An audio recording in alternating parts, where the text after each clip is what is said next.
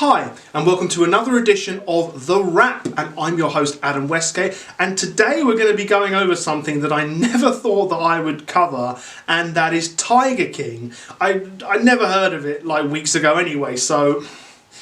However, there are spoilers in this, but I will say that I'm not going to just cover everything and spoil everything, because if this has just piqued your interest, because I know a lot of people are trying to dip their toes in, then I don't want to ruin it completely. You should watch it. But let's get into Tigerking. Now, as I said, if you're just thinking of dipping your toes in, I'll help you with this. But my first thoughts when I heard of it was, what?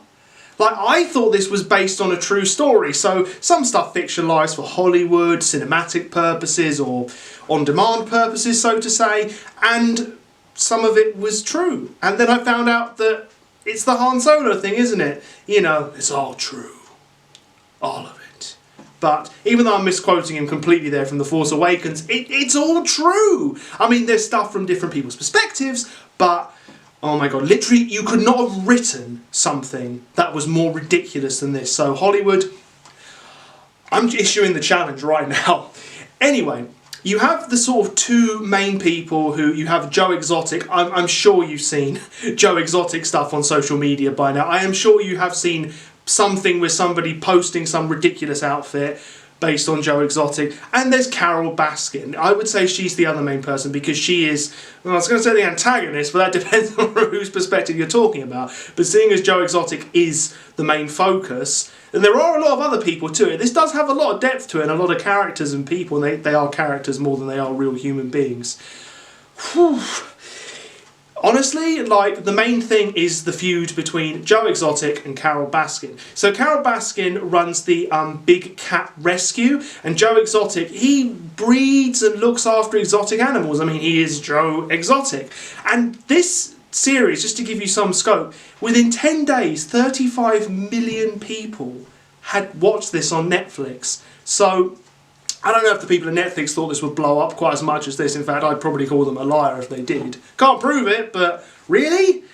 Probably not. Although our current situation with being quarantined, it doesn't hurt a bit with the numbers. But suffice it to say, this blew up, and it would have even in normal times. So basically, it goes through their feud because there's an awful lot of moral questions that come up with the exotic animal breeding, like keeping tigers and other ridiculously dangerous animals just in your house. I mean, Mike Tyson literally apologised for keeping 2 tigers in his house in the 90s. And this is going back a long way. And a lot of people with these things, you've got to understand, this is the reach this thing has had. A lot of people go, that was just the 80s, the 90s, the 50s, the 1810s. It was just the times, you know. You got to let them off. But he's actually felt the need to apologise. And Mike Tyson, to me, is not the kind of person who just goes, oh, I'm really scared, I better apologise. That's not my Mike Tyson impression, but he's not, no pun intended, every pun intended, he's not a scaredy cat, put it like that. And Shaquille O'Neal's had to deny any links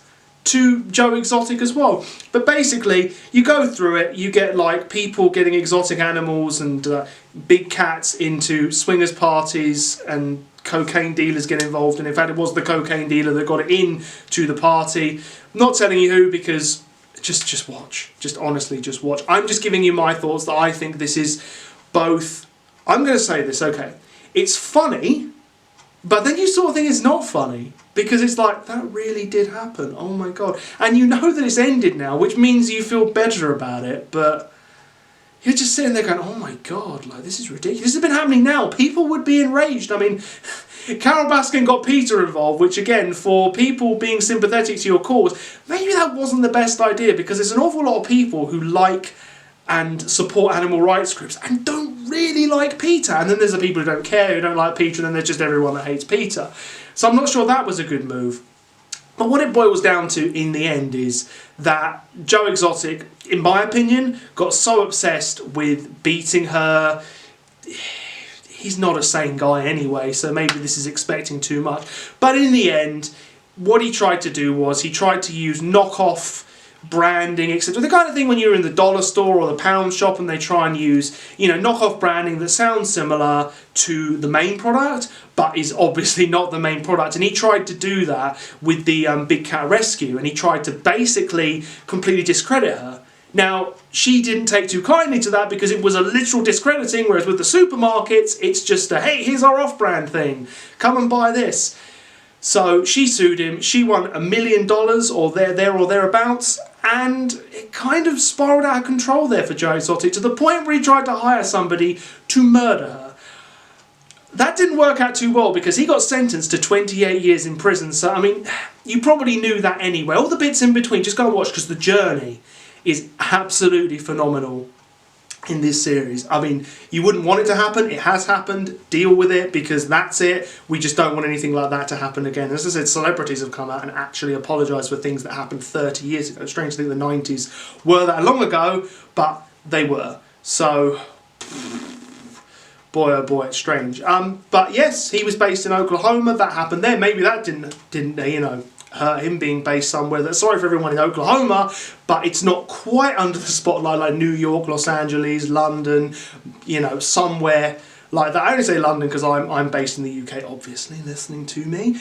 But you would get a lot more of the spotlight, I would imagine, if you're in one of those places. And obviously he went, not that Oklahoma's in the middle of nowhere, but he went more under the radar in terms of the wider public eye, catering to celebrities and also catering to his own really weird needs and really weird wants. But he wasn't a sane man, isn't a sane man. And Donald Trump's now talking about, you know, looking at pardoning Joe Exotic. So that's how much this has blown up. So I would say, overall, it's fascinating.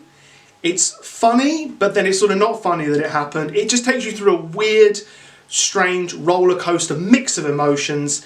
And that's Tigerking. That literally is Tigerking. And you'll get all the memes out of it in the world. So it's done its job in the 21st century in 2020, especially because we're all locked down. Even better, it's done its job. And Joe Exotic will now forever live in infamy, or perhaps be a hero, depending on your point of view. But he's been immortalised, I would say now. That I can say absolutely confidently. But that's the end of my review. Thank you very much for watching. If you did enjoy it, please like, subscribe, or comment. Honestly, there's so much to talk about with it. Just comment or just write me a message, ask a question. You know, I'd be happy to answer anything about any of the stuff that I talk about, any of the movies, any of the series, whatever. Tigerking, there's a million things, so go nuts. I've been Adam Westgate. Thank you very much.